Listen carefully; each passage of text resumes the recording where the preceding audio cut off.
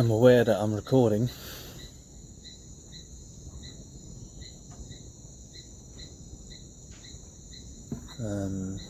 Christmas has passed, and yeah, I'm just sat with the guitar. Bruce and I walked today around 30 kilometers in total, and to be fair, the weather was good to us for the walk, for the duration. But Bruce is out cold over there on his bed. Well, it's an old towel, but that's Bruce's old towel, and yeah, he'll be out now for the whole night.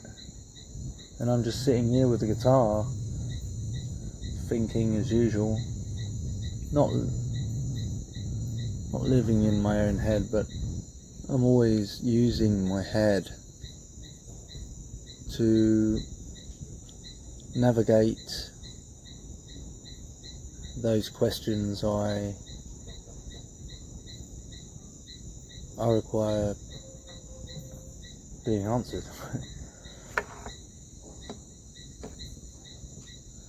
And of course, we all use our heads for other purposes.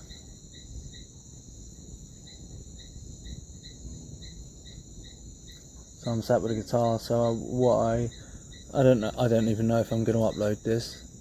Maybe I will. Maybe I won't. But SINE project. I definitely need to. I feel I get the urge that I need to take it in the direction that I thought to take when I made SINE project. There might be some changes, and if I upload this is definitely one of those changes to the channel.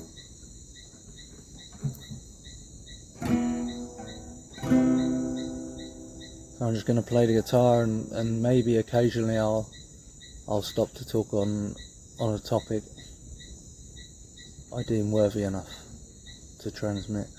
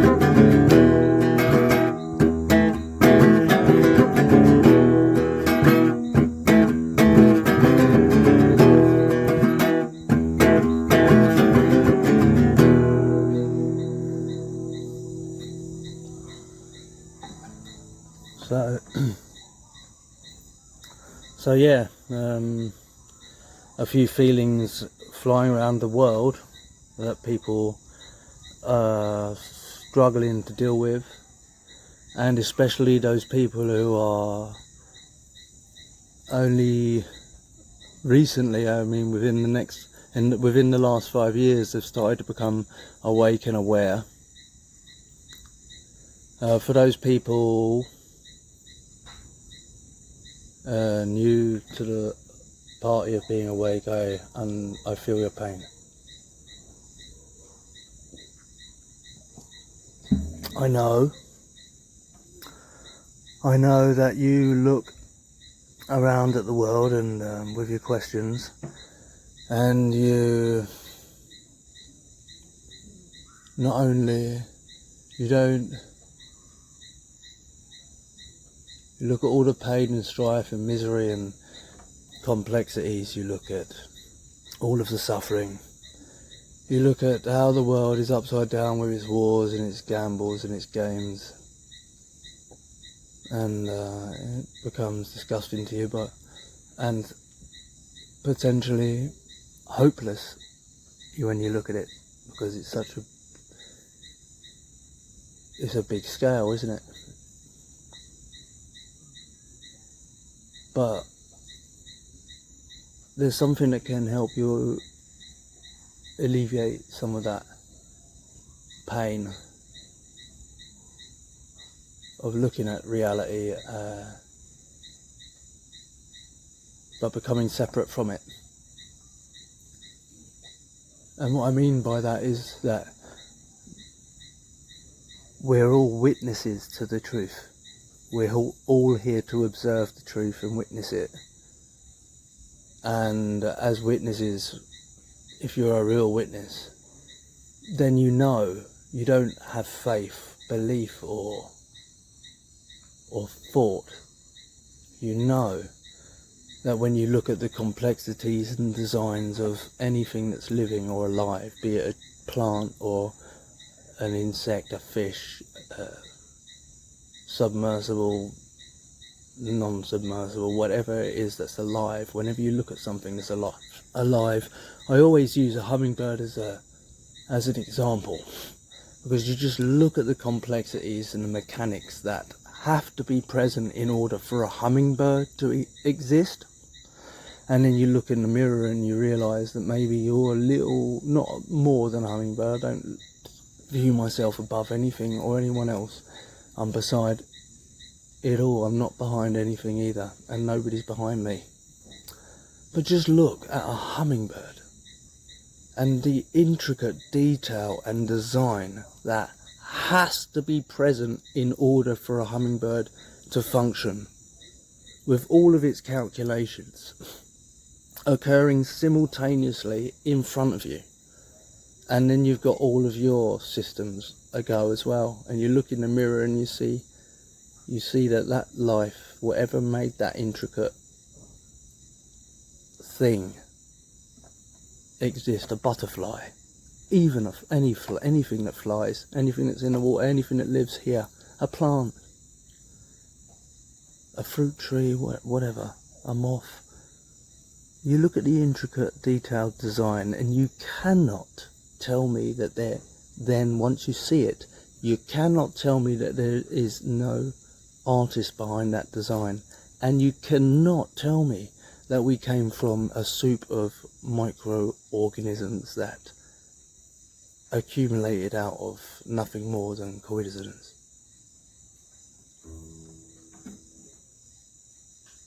Maybe I'm the only one that sees it, but when I look at another life form,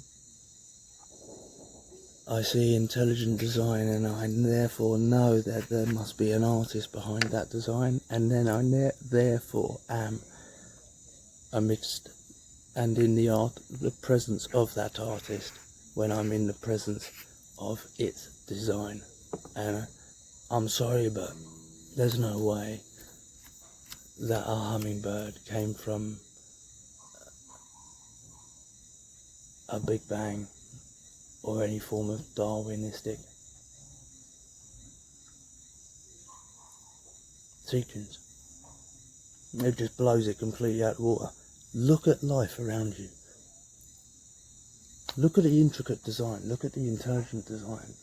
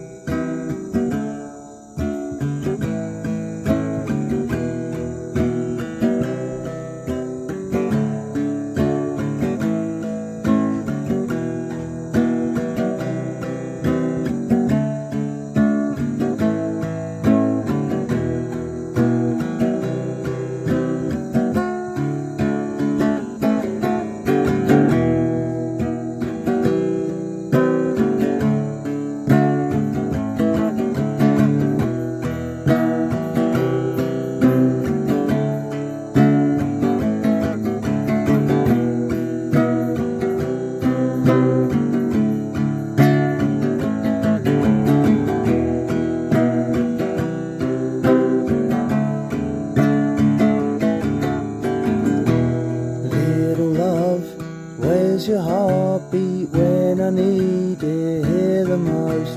Flown away or thrown away where waiting wolves lap up the blood. You're not afraid to feel the welcome, scared to face you far too late. In any case, that's cold wasted. To free myself from this cage, still living with the ghost I made to navigate life's precious days. Still struggling.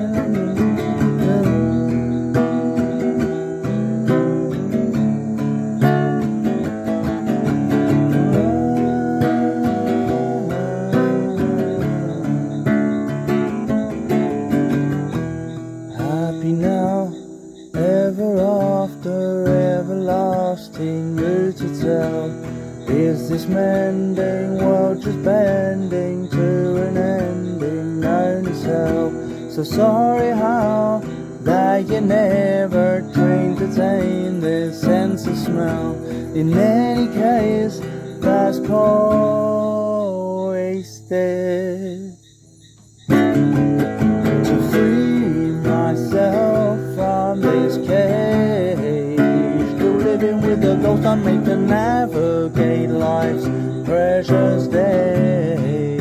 Still struggling to hear me over everything else but the way. Still sacrificing both of us for the sweetest scent in my maze.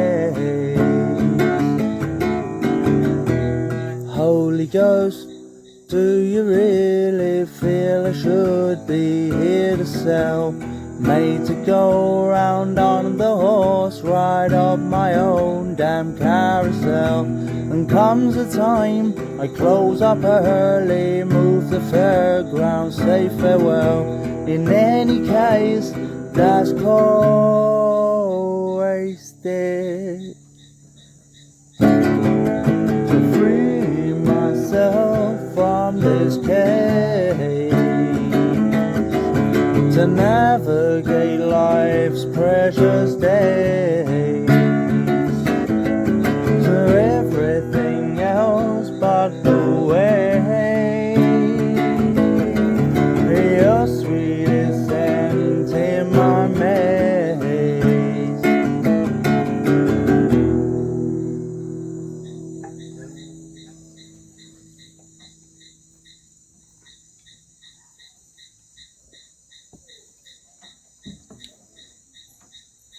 So if there's intelligent design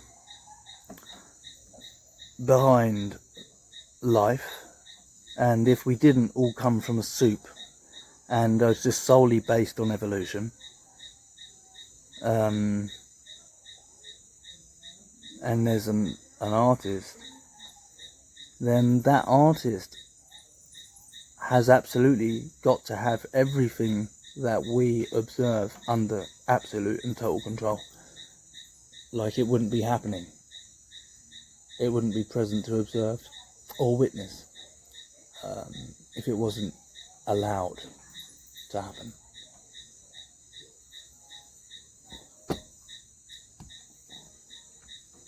You'll always find in your own life, I'm sure, this is the way for most people. They learned most in their lives from the pain and suffering, the times that they went through pain and suffering, things that tested them in painful times and suffering times. Those people who gained more from painful and suffering experiences than they ever did gain from what they would call happy experiences. I'll tell you, as anybody out there would tell you that's lived, that the only time anybody learned anything from life was through pain and suffering and sadness.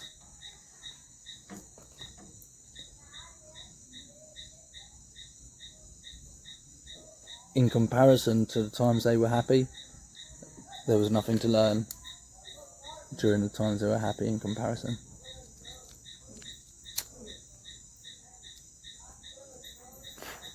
So that tells us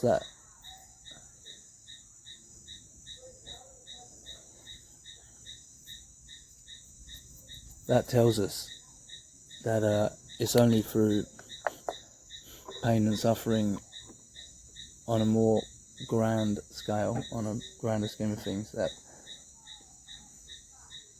forges the future, if it's going to be of any worth. You can go through life being fake happy all the time, or even just happy, you know, just laying in a stream, looking at butterflies hovering above my head and maybe having an interactive activity with the local birds, laying in a stream with the green trees above me, just looking up with my head all underwater, just laying in the stream except for my face where I can look up at the trees, and that's happiness, you know. For me, that's one of my happiest times of my life, and it can occur whenever I want it, for as long as I'm here. But I wouldn't have ever been able to appreciate that level of happiness had I not experienced the pain and sufferings of life in order to look at that, what makes me happy today, and really value it.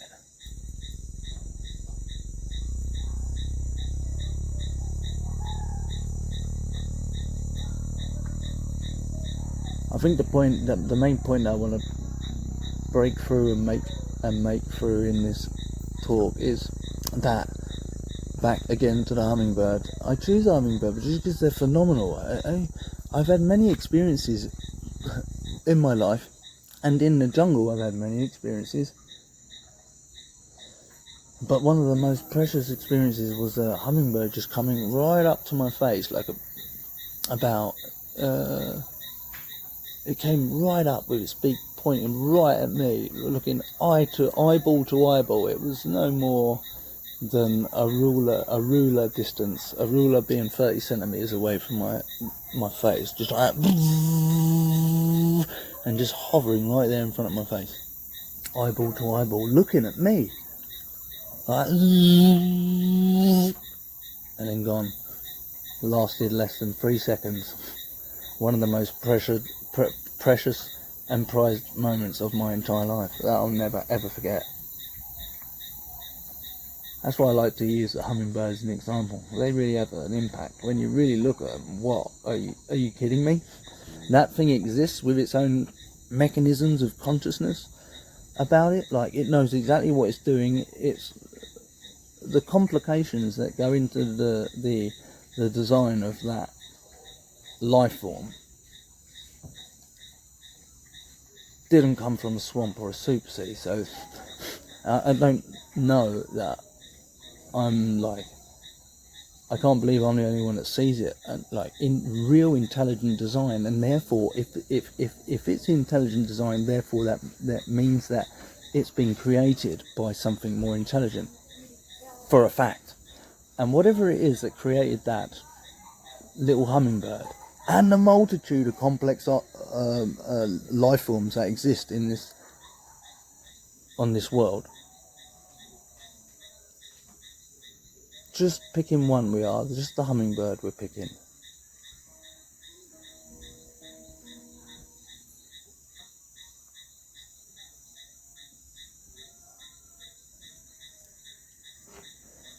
So obviously there's an artist that's painted that, right? That's created that. That's far, far, far too complex and complicated for me and my little small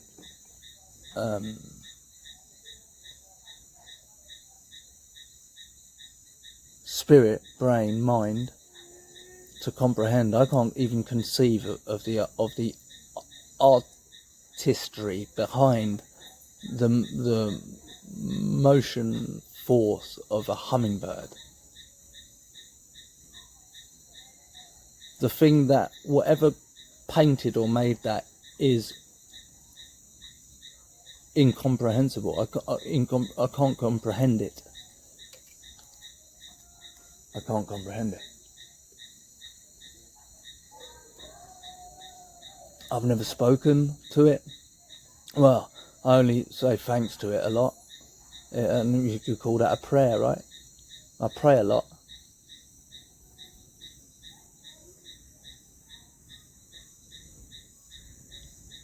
But there's something that created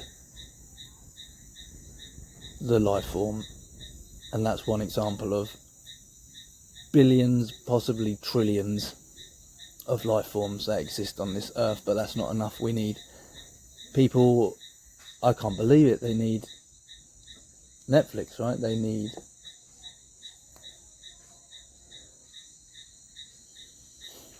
need entertainment.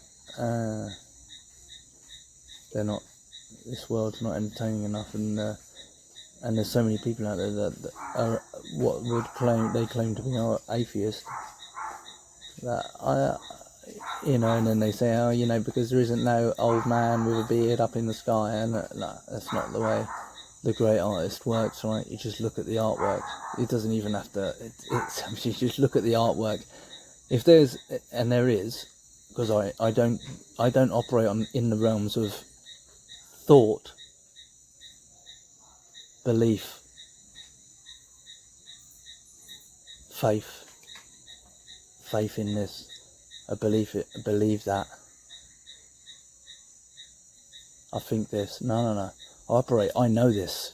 Yeah, I look at a hummingbird, I've given you an example, I look at that and I see intelligent design. That tells me that I'm looking at a picture or a painting, and there must be an artist behind that painting. Like, you don't go and look at a Picasso or or any person's painting. You don't go and look at it and then conclude that there isn't somebody who's painted it, right?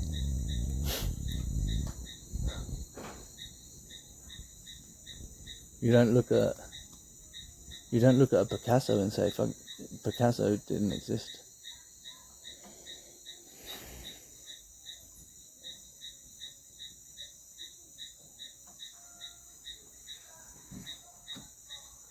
So that's what I see in all life. I don't know how long I've been recording for now, but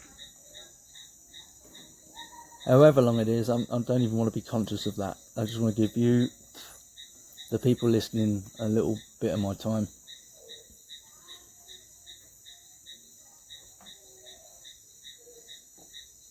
Which otherwise I would have spent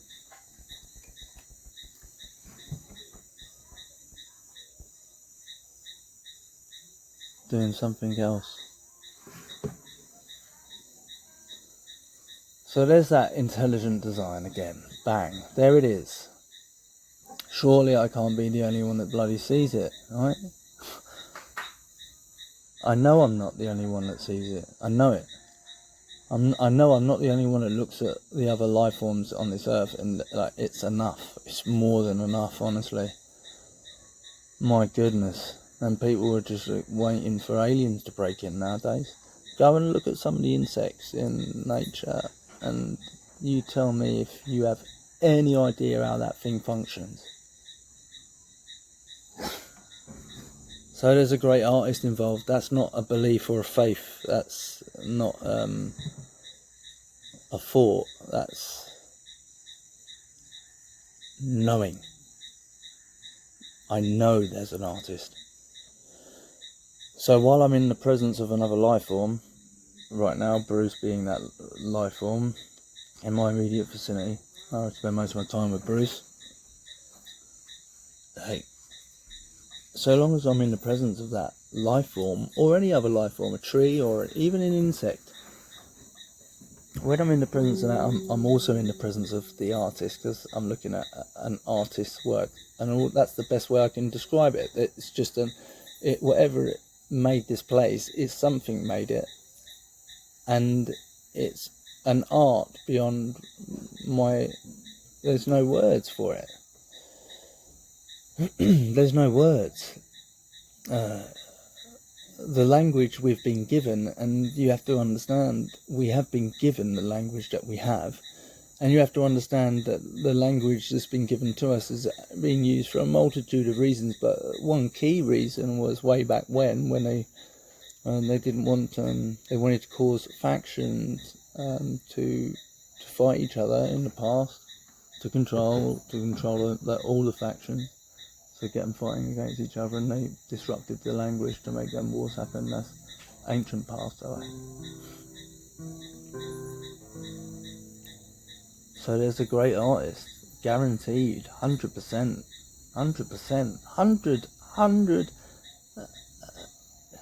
guaranteed. That you can count on. You can look at a butterfly, you can look at any living thing, even a fly that eats a turd.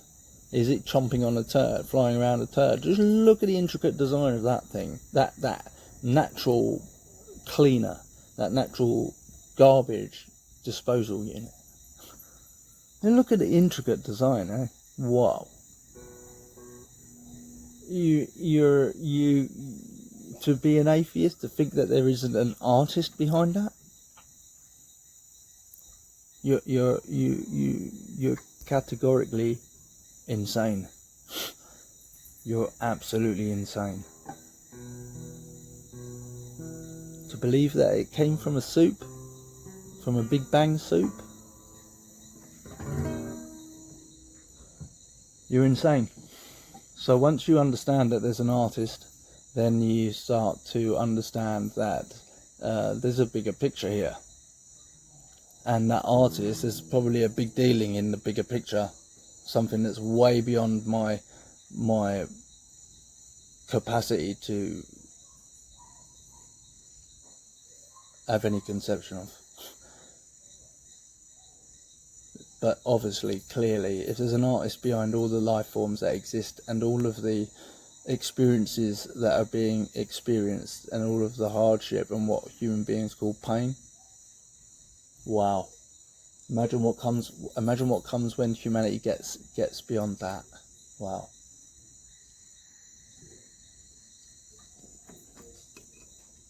Imagine.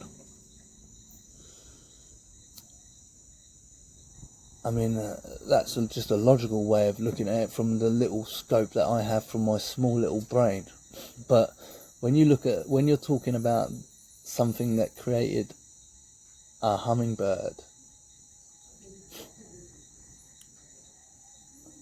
and everything else that is here, alive, living,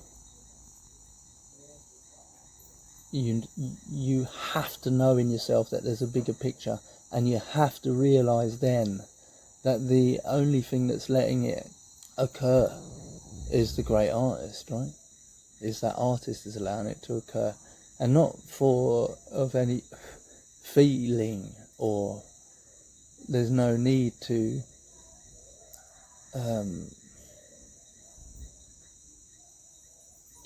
there's no need to feel desperate, as in that, oh, we need to change this right now, we need to fight back right now, we need to do this right now, we need to fight back. And yeah, of course fighting back is important against immorality.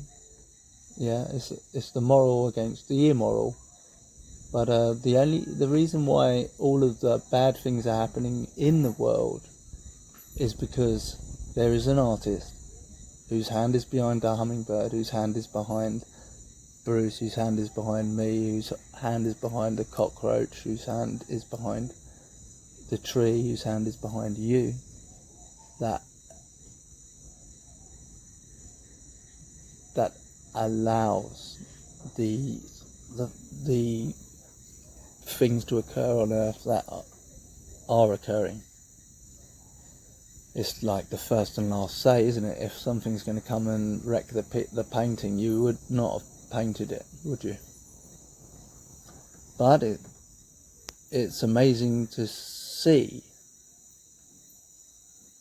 how much pain, and through the pain tolerated, that humanity is pushing itself through in so many different categories: deception,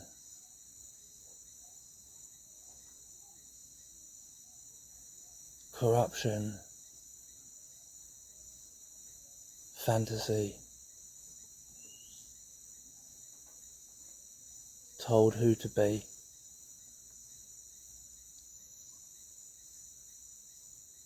farmed. Human beings, for as long as they can remember, have been farmed.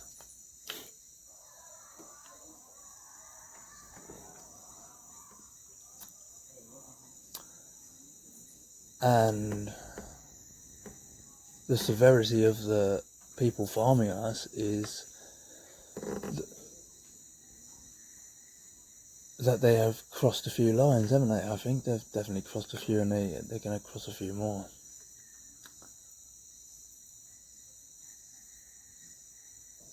I hope they cross as many as can be possibly tolerated by the human spirit and the human soul. I want things, I don't want things to be horrific, but they're going to be absolutely horrific, so the best way to accept it is the very worst kind of horrific.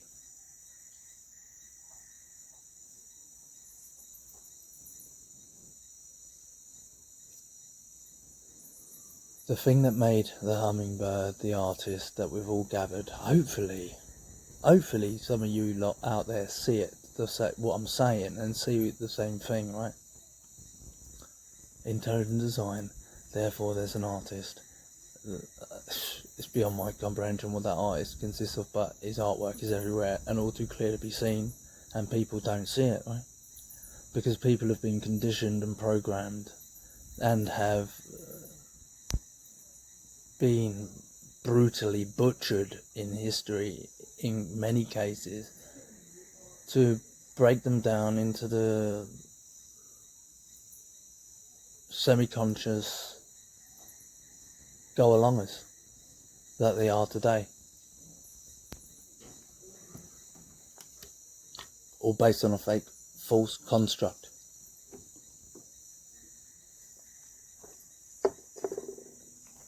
All based on a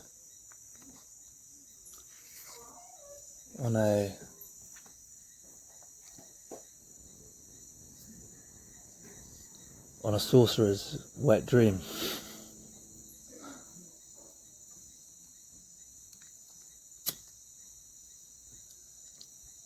Crazy.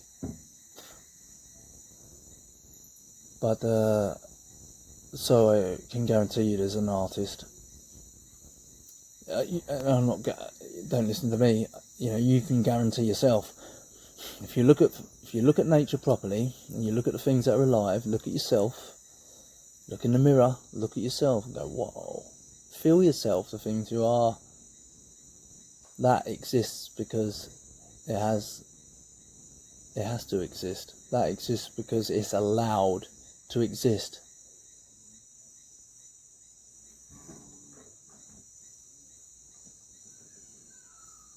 By an artist, and there's an artist behind the workings of all life. Right? Like mind-blowing, you. Look at gorillas, they just eat leaves. Look at, like, strong gorillas. Look at anything from a gorilla, an elephant. Look at even moss. Look at mushrooms, flowers, vines, reeds. Multitude of animals, the multitude of insects and whatever. The complexities of the physical world are like nothing else you could ever possibly imagine. It's just incredible to be alive. As a witness to the truth, as an observer.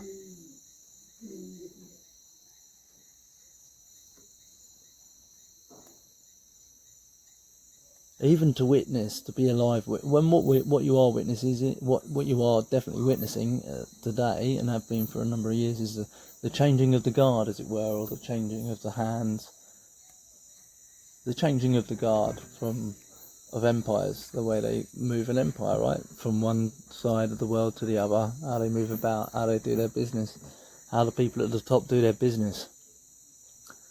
You know, I've mentioned it in other videos, but I'll say it in this one for any new listeners. But you just look at when Singapore was being built back in the 1970s, and it's the new financial capital of the world, right? So, and it was during that time, once they had solidified their little island where they like to keep their banking cartel, their banking branch of the cartel, they have them on an island. Singapore's an island, and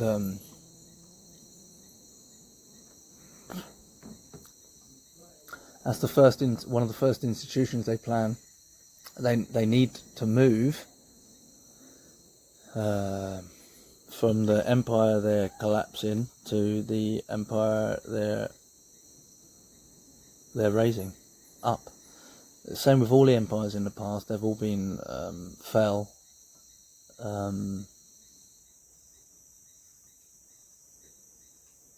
but planned, used up, and then fell, and another one raised up, and it's the same hand behind the one that falls and the one that rises.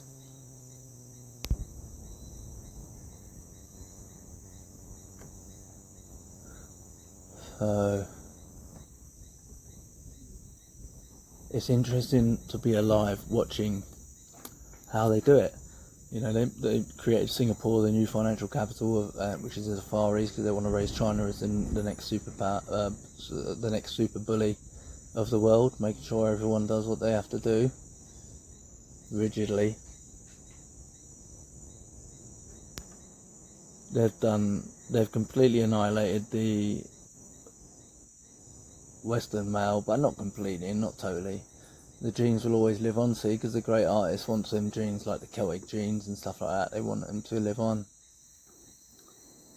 So they do. But they've been crushed, them people. Properly, heavily crushed. And even while it was an empire, you know,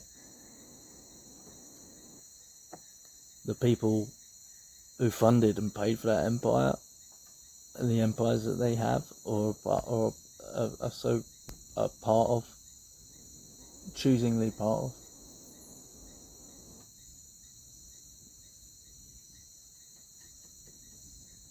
All the money to build it is paid by you, isn't it?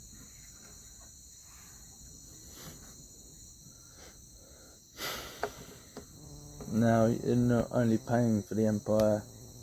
I mean, you want to know how, like, the moving of an empire occurs? Okay, I'll tell you what I've witnessed in the time I've been alive, to see the changing of the guard, yeah, which happens normally around every 250 years. So it's quite impressive for me to be alive witnessing it. And these are the things I've witnessed. Okay, first of all, they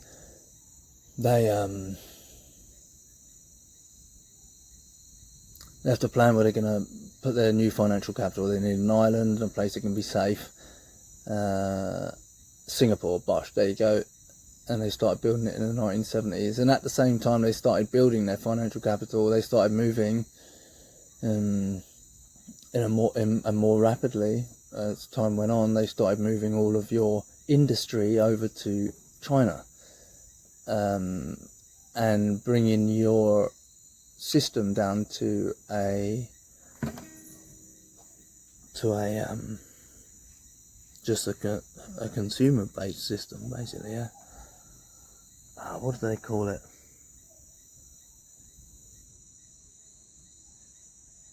What's the actual term for it? A consumer based society, but there's a better term for it. It'll come back. It'll come to me. But yeah, so they move all of your industry, all of your manufacturing companies, and like they made Apple and Nike and all of those brands. They made them in America, but it's all coming from China. It's all coming from China now, isn't it? So they move all the industry. They find a place where they're going to put their financial capital, which was Singapore. Right, we'll start getting that prepped, and then while we're getting that prepped, what we have to do is we have to then consider our military. I think that's one of the final. That's what they're doing now, is transferring the military power from one to the other. It's going to be horrific. It's going to be horrendous. What's coming is going to be horrendous. And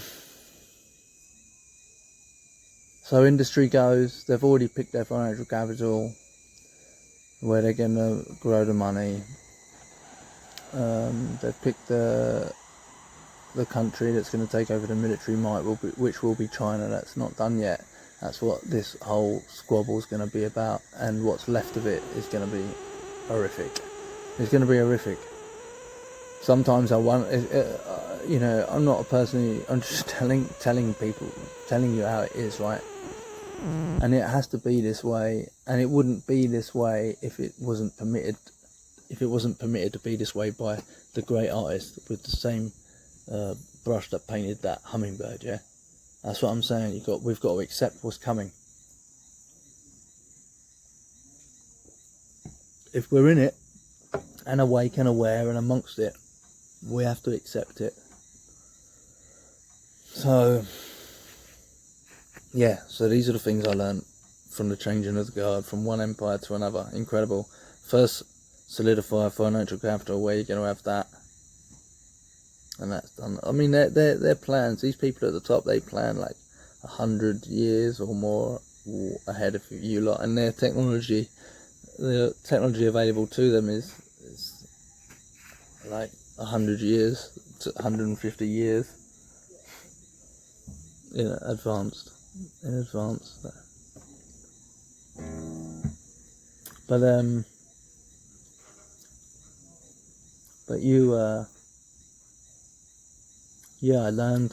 how industry moves. I learned how they found the financial capital. Now there's been slowly on the sly, underneath the radar, they've been moving all of the financial dealings over to Singapore. And now the financial capital that was London looks like it literally does look like a tramp's urine den. That's what it looks like.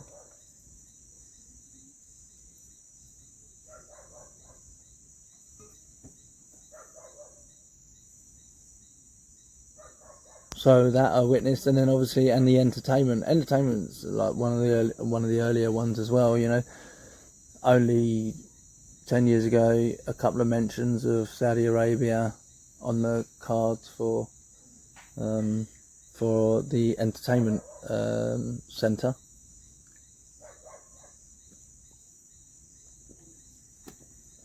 See, these are big things they have. They need a financial centre.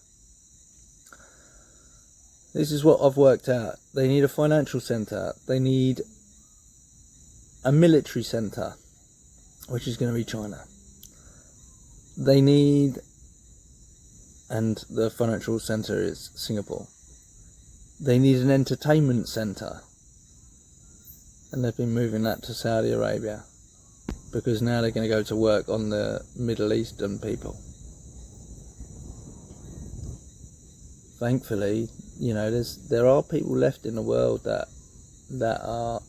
It's going to take a little bit more.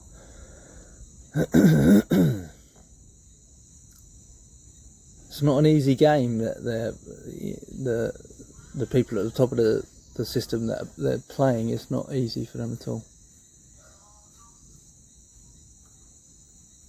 It's a challenge for them, isn't it? And that's the whole point of it. If it wasn't a challenge, they wouldn't be trying it. But they are totally. You have to understand that the entities we are up against, they are absolutely 100% dedicated to rivaling the artist that made that hummingbird, that made you. They want to rival it. And I've got to be honest with you, I don't think they're going to be successful.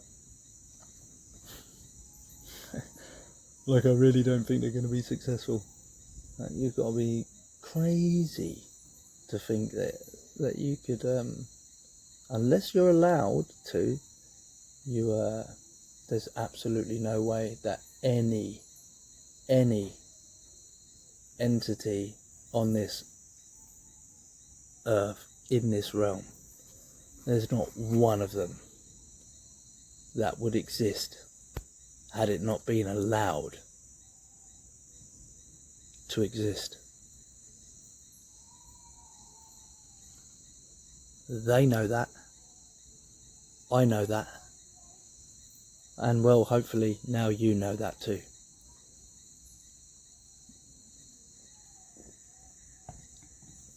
And that's a big philosophical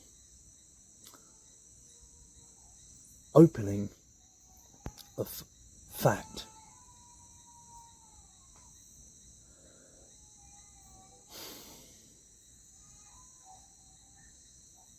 There's people out there, they think that human beings are going to damage the earth. Most of them people that think that way, they are thinking, they're atheists, right? They're being trained, programmed. All about science, right? And the great thing about science is the way that the people defending it, or that have been raised on it to believe science as their new god, those atheist people who don't see the intelligent design behind living things, right?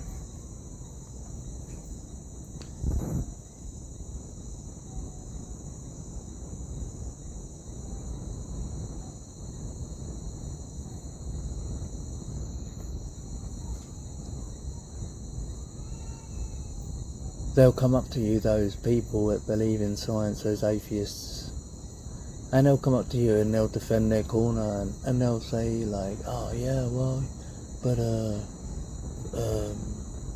Stephen Hawking's my hero. Alright. Well, let's just make it clear, eh?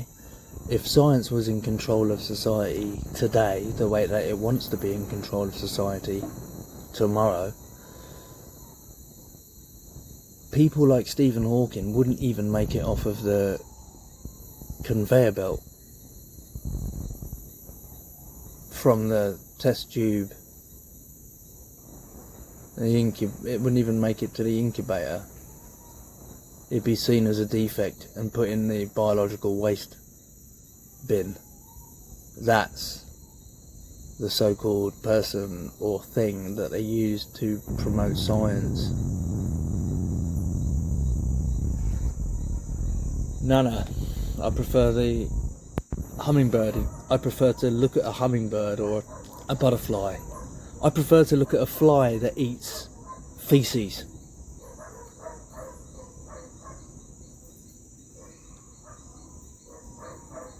There's nothing. Science is a joke when you even consider it.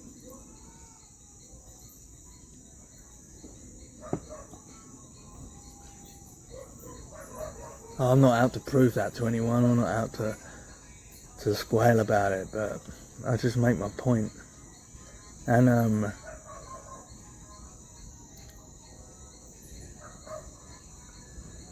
it's just it's reality, isn't it?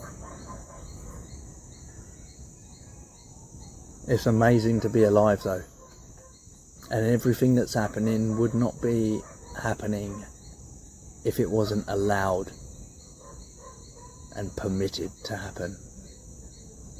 And in that knowing, you don't think that hand, that artist behind that hummingbird, or behind what painted you, your eyeball, your ability to think, your capacity to learn, all the things that you function with as a human being, all of those little things that keep you alive, breathing and moving today.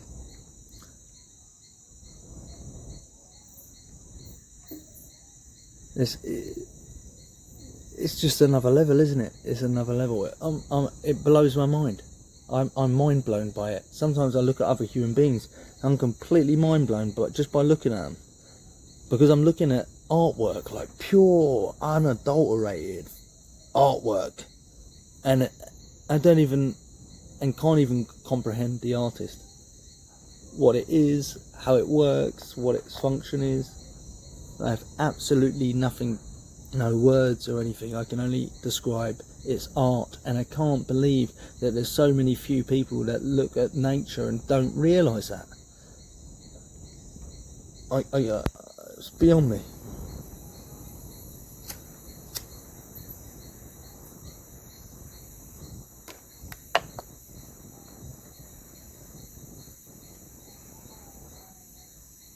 So there's intelligent design behind all living things, and therefore there's an artist that has created the intelligent design to function, and therefore that inconceivable artist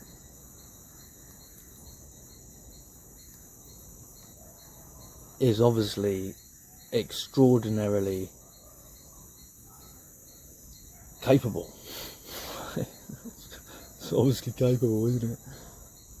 That force is obviously like capable, in charge, reigns supremely over its creation. No words can do it any justice at all. And then you've got a few psychopaths, on the lower levels. Definitely psychopaths are used, but the key element are very, very, very, very few pure sorcerers who are just trying to do whatever any other sorcerer would try and do, whatever every other child does. Or when the father says no, don't do that, the child goes and does it, doesn't he?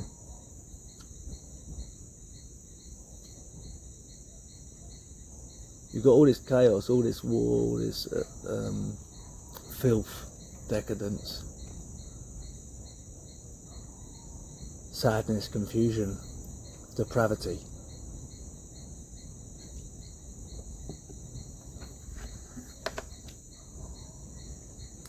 But it wouldn't be there had a great artist not permitted it to be there. And that should help some of you out there who do look at the world and in a more clearer way than you did, and feel foreign to it. We were all born here, we've all got a tie to it, so We were all as asleep as asleep as the stones are asleep. We were all asleep, all of us. And when you begin to see the truth of reality, it's overwhelming, and it stirs up not anything negative, but a passion, and almost with that passion comes intolerance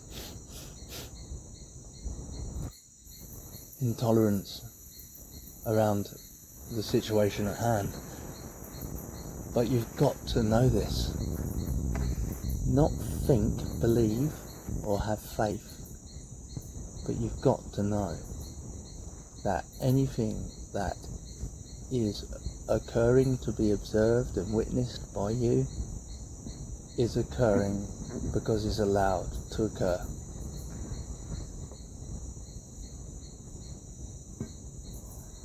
That's a fact. So don't beat yourself up too much about it. Too many of you are. I know that. I'll play you maybe another song before we cut off this broadcast, brought to you by Bruce and Rare. I don't know what I'm going to play you. Maybe something. Let's see. Whatever comes out, I guess.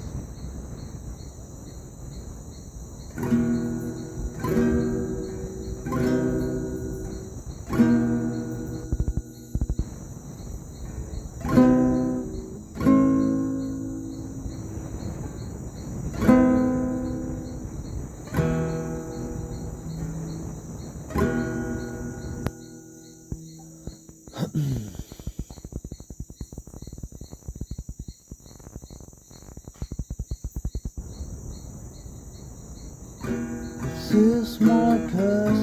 Is this my luck? When I fall down, you pick me up. If I feel thirst, you fill my cup. When no one can, you give me hope.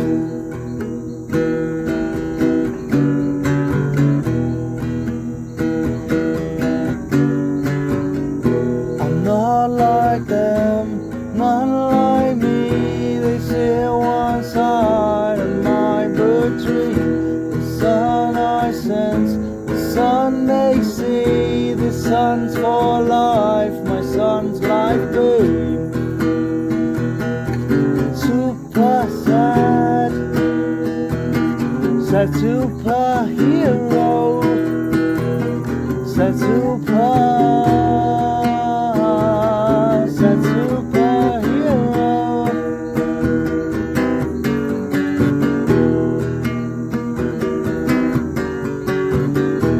Prayed so hard, become the prayer. The end is hard, we'll find my care. What they call war is their funfair. My breathing stopped the right they did.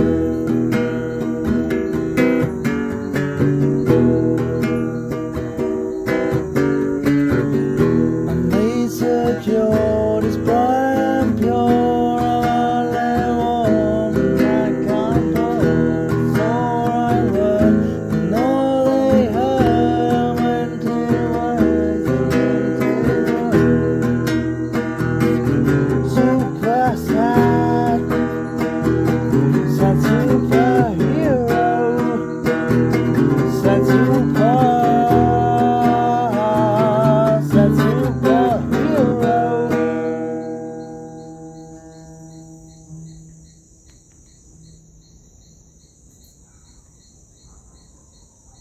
Be blessed.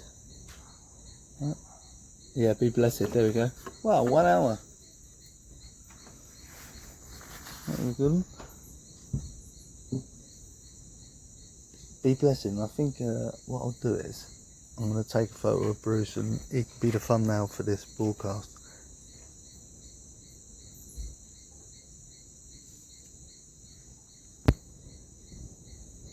What do you reckon would be Bruce? Yeah, Brucey.